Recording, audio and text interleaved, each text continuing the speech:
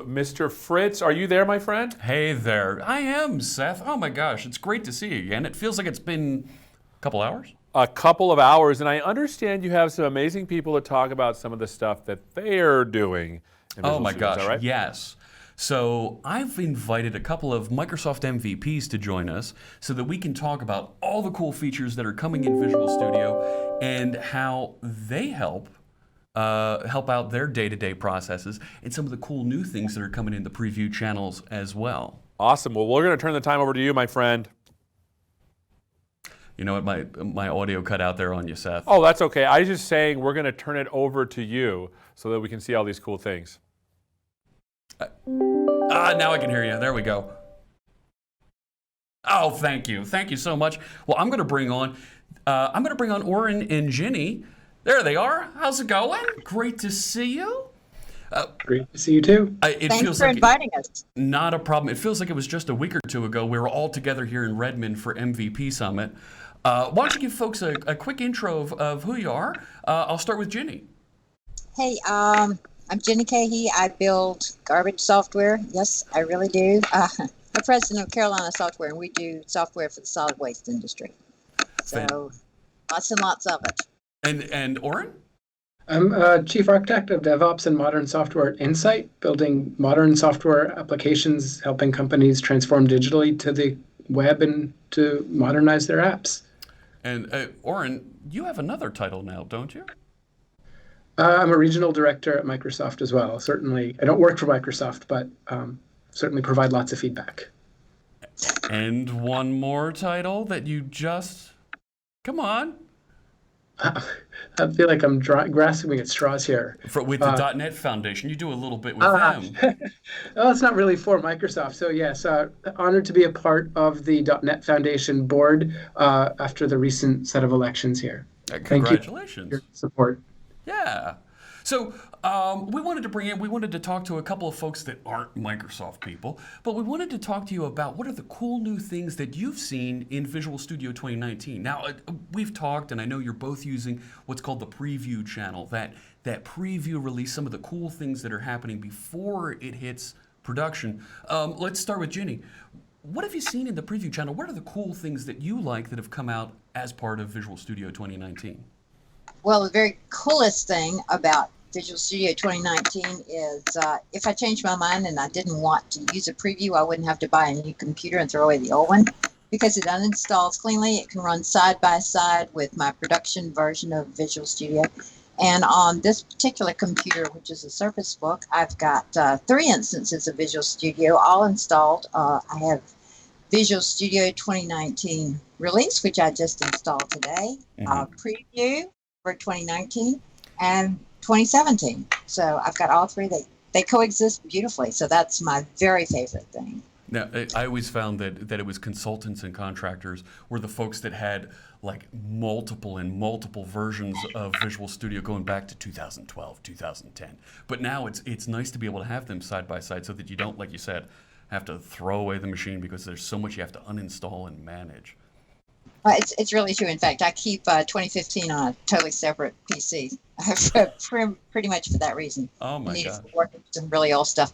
Very, very rarely, thank goodness. Yeah. Because Visual Studio 2019 is so much easier to work with the large amount of code that I have to maintain than I have been maintaining for many, many years. Would you like to see what one of my solutions looks like? Oh my gosh! Please. See what I'm dealing with. I think I'm sharing my screen. I don't know if you can see it. Let's take a look. There's your screen. All right. So this is a production solution. Okay. And it's got rather a lot of projects in there. And we're purposely zoomed out. We're not looking at specific names. We want to see the volume of them. Right. There's just lots and lots of projects, and they all share code because they're all related to the solid waste industry, and there's some things that are similar and lots of things that are different. Well, in Visual Studio 2019, one of the things I particularly like is I can unload some of the projects that I'm not currently working with, and if I want to, I can easily hide them. And now I'm down to a more reasonable list of projects that I'm working on a day-to-day basis. If I change my mind, again, right-click from the solution tab, and you can see I could load them all. I could show the ones that are currently unloaded. But for right now, I think I like the clean, simple look of not having quite so many of them to look at. Sure.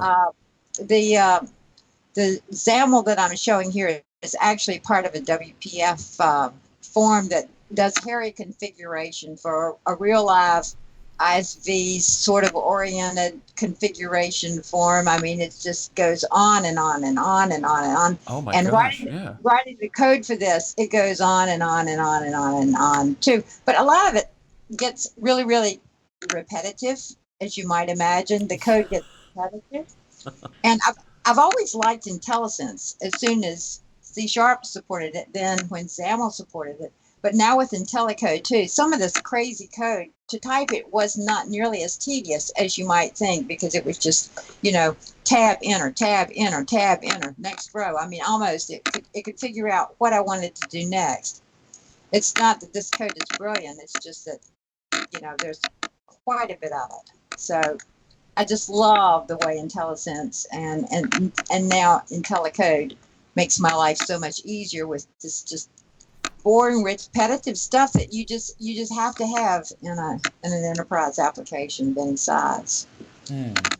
So that's one of my top favorite things. Another one of my top favorite things is that I can work in code and see what I'm working with. You can see I like light theme. Some people hate light theme. It's fine. We can all do what we want to do. And I am using high contrast here because I need that to be able to see. Maybe younger people don't have that problem, but I really like it that Visual Studio is becoming more and more accessible to those of us who have special needs, which fortunately not too major, but it makes a difference. Certainly. Oh yeah. So, that's just one of the things that I'm doing. Let's see what else I got that's pretty cool here that I wanted to highlight. Well, I've got this little production WinForms application, Okay. and it's got a fair amount of code in it. None of it's very interesting to look at. I mean, it's just plain old simple WinForms application. I wouldn't want to have to rewrite it, but I want to make it future-proof, and in particular, I would like to be able to take advantage of .NET Core 3, so I can bundle the version. Uh-oh. What happened? Ready for the visual designers. I just sort of closed the code, but to move it to .NET Core 3, it's really pretty easy because there is a new wizard that if you do add new project, Yeah. one of the new project types is a .NET Core 3 WPF or WinForms application that's now available from the new project dialog. So I just added this Wizard Core as a sister project to my Wizard production project.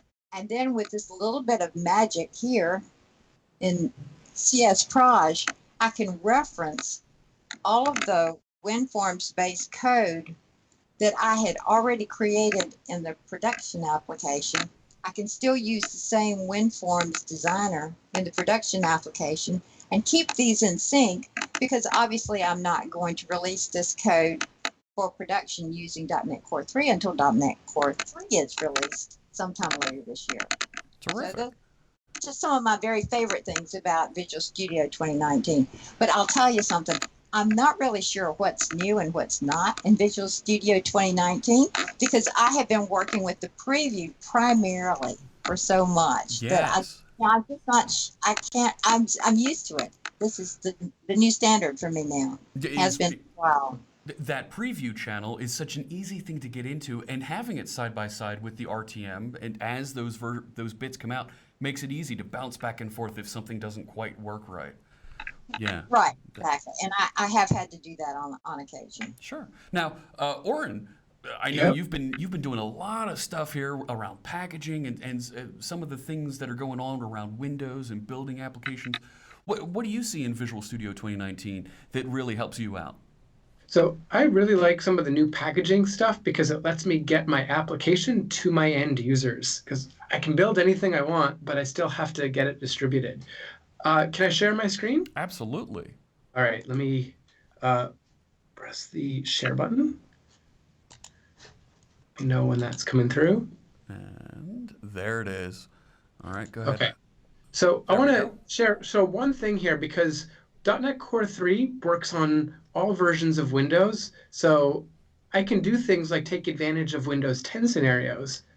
Like if it's here I have a NuGet package referencing a toast. This is just something I would work on WPF. There's nothing Windows 10 about that. If I come back now, and I'm going to go use the add project dialog in Visual Studio, new Okay. project. And first of all, I'm going to come in, I'm going to notice that application packaging project is right here. So I don't have to come and dig for it because it's remembering the recent project templates.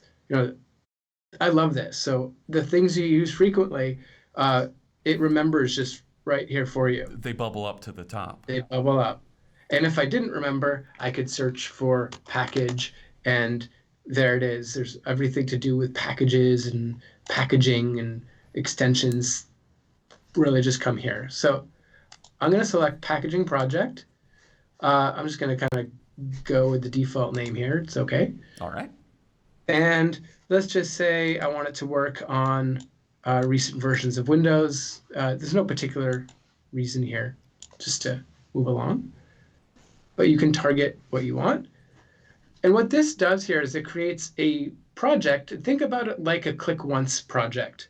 And this is new. This project has been enhanced in 2019. So I can come and add a reference to my application.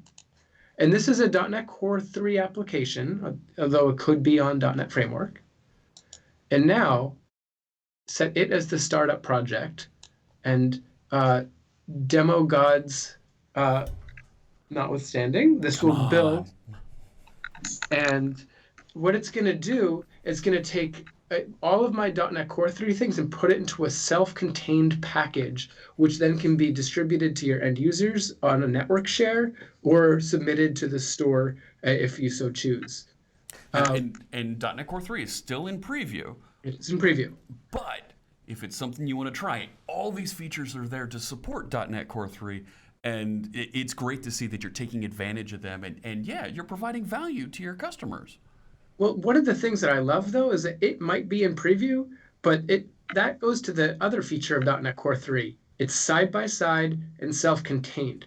So I'm a little sneaky person. I didn't want to wait. I have a package in the store that many folks here are probably using. Maybe NuGet Package Explorer is something you've used. Of course. It's already running on .NET Core 3 because as the developer, it met my quality bar. It's self-contained using these techniques here, and it becomes an implementation detail. I don't have to tell anyone to install anything. It's just part of my application. Oh, that's terrific. Do you have the Package Explorer there? Can you show us? Sure. Show us it running on your machine. I just want to, if I click here, just to conclude this demo, Oh yeah. I get the Windows 10 notification style, and it shows up in the tray. So you can do scenarios where this is the same binary, and you can take advantage of Windows 10 features. Another thing that 2019 makes it easier to do. So it's so important to take advantage of all the features of the latest versions of Windows as they happen, and be able to also support the older versions as well. Right, isn't the search working? There we go. NuGet. I see a package. What's it doing? Thank you, Windows. If you're seeing what I'm seeing here. Oh, let's do it this way. Let's find the N. There we go. So it's in the store, and it's self-contained .NET Core 3. Anybody can install it right now.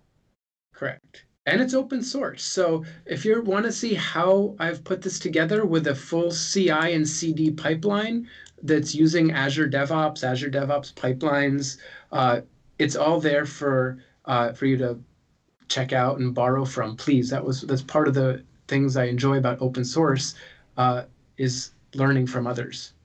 So coming back to the three of us, Oren, I'm assuming that all those capabilities are read-only for the public, but for your team, read-write, of course. Right, the public can come through and take a look at your DevOps pipeline. Oh yes, absolutely. Right. Yeah, learn from it. It's read only for the public. My team gets to push the approve button, and that's how we get on. Let me just put this back in. So cool. So you're both working a little bit in the preview channel right now. We've got about 15 minutes left. What are you seeing coming in the preview channel? I know there's a couple things they've already started in the next version, the next minor release of Visual Studio. What are you seeing in there that's interesting that we might want to talk about? So I can tell you my number one feature that I've been asking for so long, and I'm thrilled that you can see this in the Roslyn repository. It's tagged as 16.1, and fingers crossed that it doesn't slip. But they're adding enhanced IntelliSense support for types that are not yet in scope. Enhanced IntelliSense support. So for what types that aren't in means- scope. Okay, I think I know what you're talking about. Go ahead. So what that means is, as I'm typing, and as you saw many of the presenters do earlier, I can put a type in there, and if I paste in something, you can hit Control dot or Shift dot, and it will complete the using statements for you. Nice. However, okay, I'm lazy, and I don't remember all of the types I want. I want to just get that completion as I start typing. So, or whether it's camel case or however the filtering already works, I want it to give me the option for stuff that I don't have it using for. So, because I don't remember the exact name. okay, yeah. When I tab complete that, it will put the using statement in me. So it's just bringing more stuff into IntelliSense. Very cool. Yeah, there's something to be said for making us more productive and not having to think about all those little things, the yak shaving that you need to do to get your code working. Mm-hmm. Ginny, is there anything coming up that you're looking forward to? Well, the main thing I'm looking forward to is the Windows Forms and WPF design time experience in Visual Studio 2019 for .NET Core 3. Oh, yeah. Not quite there yet in the release version. So that's coming down, and it'll make everything a whole lot easier for me because my plan is to move everything to .NET Core 3. Yeah, and I'll say that has been a challenge today where I am maintaining NuGet Package Explorer as .NET Core 3, but I did have to give up the XAML editor experience without going through other workarounds that have been touched on.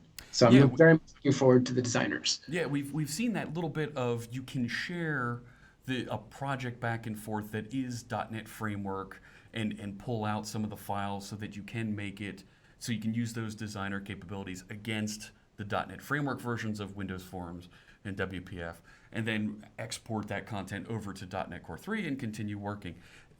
That is a workaround, but yeah, we want that final premium experience that's coming with Visual Studio as .NET Core 3 is ready. And I agree with you, Ginny. It's going to be a tremendous update for folks that are ready to go and ready to make that step into .NET Core 3.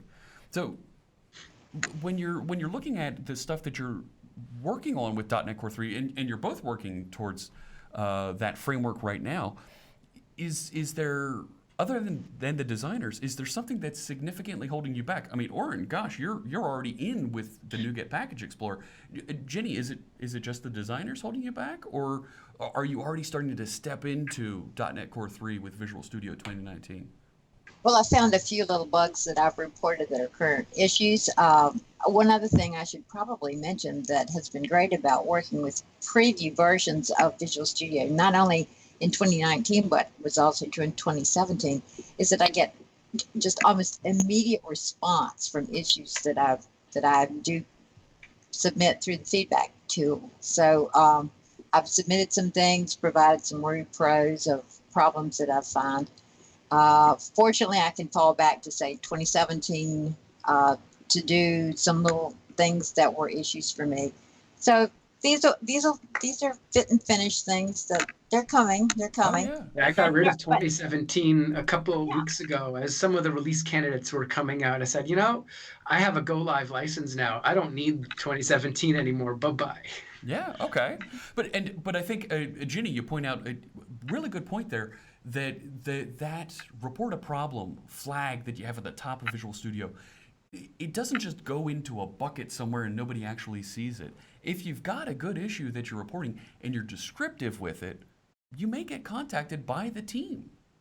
well, even if you're not, you get an immediate response from a bot that says, "Yeah, we got your feedback." Then I'll get a response. Typically, I don't understand what you're describing. Can you give us more details? Mm. So they're very proactive about seeking for feedback, bug I have to reports, say that reports. that tool has been very helpful. Way better than user voice. So I'm one of the user voice not fans, but when they moved the system over to this, for upvoting and for tracking, it's been much better in terms of responses. And if I can share a little secret here, even amongst the MVPs, when we complain about something and they're saying, "Look, this isn't working," the thing that they always want us to do as well is report the problem. So it's the same channel everybody has. It's not just that, hey, we have we can poke the PM. We need to report the problem, and it all gets triaged and managed and gets that really good response. Well, they also get some additional information by using the report a problem tool. Oh yeah, Then they can find out that, yes, I am running on skip ahead versions of Windows. Yes, I am. I really do. Okay. Maybe that's a scenario that isn't as widely tested as production. So they have that information in the metrics. Oh yeah, there is a little bit of information about your machine that comes back. It's anonymized, but we're able to see those critical things that Visual Studio depends on and how they interact with Visual Studio. It's important that we get the entire picture when we triage. So, and a couple folks here in the chat room are saying that the report button is very useful. Absolutely. And folks are also commenting, gosh, it's late in some of the other parts of the world they're talking about in the chat room. That's tremendous. Thank you so much for sticking with us. So as we wrap up here, do you have any final words to folks that maybe haven't installed Visual Studio 2019 yet and are trying to make that decision whether they should roll it out to their business, to some of their developers? Does it make sense? Is this something that they should wait on? Should they move forward with? Or can they just put it down side by side and figure out when it makes the most sense? Oh, just do it. Absolutely, just do it. We didn't as steal far- that from a sneaker company. That's Yeah, Ginny saying that. Just do Well, it. you can run it. You can run it side by side, and if you have a policy in your company or other reasons that you need to use a specific version of Visual Studio for a production build, the projects and solutions are compatible. So you can work in 2019 preview channel, release channel, go back to 2017 if that's what your organization policy says at the current time. It's just I'll a really low echo that risk. as well, because Visual Studio has gotten a lot better over the past several releases about not changing your project file, so you don't have to always do a whole team upgrade all at once. Like, I just want a better code editor, Sure. and I can do that in take advantage of some of the preview features while the rest of my team is still, either on the stable channel or on a previous version. Right. If I commit that code back into GitHub, if I send it out to an Azure DevOps repository, I can share it with folks who are using 2017 and 2019 equally without any penalty. It's nice. It's good compatibility like that, I think. So very cool stuff. And I'm seeing some folks come to the door here as we're getting right to the end of the event here, and I'm hoping that my director chimes in here so that I'm waiting. I'm looking at the time and seeing if we're ready to transition out here. Okay, so as you're now I'm getting the cues. There we go. So. You're both installing and using it. Have you started using the preview channels, or are you holding back on those? Are you still continuing to use those, or do you have both versions installed, both channels side by side? I don't have the release channel installed at all on any of my machines. Living Really? on the Okay. edge. Oh, that's amazing, though. That Well, really says something. Well, I do because I need the release channel for previously for the Go Live license, and now it just sort of as a sanity check. If I encounter an issue in the preview channel, I'll go back to the release channel and see, do I have the same issue, or is it something that's new and reported in that one? In fairness, Azure Pipelines has, my release build. So all my builds are being built on sanctioned blessed versions. So Problem solved. there you go. Problem solved. Well, thanks so much. And the Sinclair Nader here in the Twitch chat room is saying, Oren, you daredevil. I don't, yeah, that's living on the bleeding edge. Oh my gosh. But it creates a lot of product feedback that actually helps everybody. So thank you. Yeah, I mean, if I can find those bumps and report them back and, help them get polished so that others can use the stable channel without seeing some of the rough bits, then I've done my job. Oh yeah, absolutely. Well, thanks so much to both of you. Thank you, Ginny. Thank you, Oren, very much for joining us as part of the Visual Studio launch. We're going to get ready to throw back over to Seth. So it was great having you here, and we'll see you next time. Thanks for having us. All righty, take care. And that was great. I am so glad that they were able to join us and talk through, some of those things that are going on for Visual Studio for folks that are just testing, that are coming in and seeing the preview releases and the things that are important to them. I think my buddy Seth is out there, out in the other room. I am here. Can you hear me, my friend? There he is. Hey, Seth. Yeah. Oh my gosh. Hasn't this been amazing? This has been an amazing day. We've gone. We saw some folks from Mumbai. We saw some folks from a couple different locations in the States. You were all the way in the other room. Sorry, I got a little frog in my throat. You were all the way in the other room. This way, the other room. That's pretty amazing. I was, just around the corner, 10 paces away. I think we ran into each other at the potato chips. I tried to avoid you, if I'm being honest. Yeah, so there is that. Oh, yeah. Oh, I'm okay. Oh, I'm my good. goodness. Maybe I'm not okay. All right. Oh, okay. All right. Well, this has been super fun. Let's just show some of the cool stuff that people have been doing. We have lined up a lot of things. Like, for example, this is the way we should have been watching it, I feel like, right? The actual Visual Studio Live. Thanks for that, my friend. We have here, just to clarify, they do let us have free sodas. It's not me, but I have seen some employees bring in their buffet purse for the sodas. I'm not going to say who. Golnaz, our producer. Here we have another one. We did this one before, but look how fancy they are in Germany. Like, I feel like we could have had a chandelier up in here, but we didn't. Let's go to a couple more here. Tech Systems gave some good food to the stpete.net meetup. Thank you. I don't know why they didn't send any here. All right, and now let's see over here. Look at this, taking DevOps to the next level with GitHub and Azure DevOps. I just love seeing people enjoying it because, like I said, I started with Visual Studio a long time ago with VB6. It has been part of my career for a long time, almost 20 years. And I'm pretty young, I'm 15 years old. And so even before I was born, I was using VB6. A couple of things to take away. If you want to go to launch.visualstudio.com, all of the sessions will be up there so that you can view them and review them to learn some of the stuff that's in there. Also, if you go to Visual Studio YouTube right now, you're actually going to see some of those sessions up there right now. If you want to download it, you should go to visualstudio.com, visualstudio.com/download and get the bits today. I actually already installed them. When I did my demo, I had the RC, and then you saw at the top of my demo, it had, you can download it right now, and I did.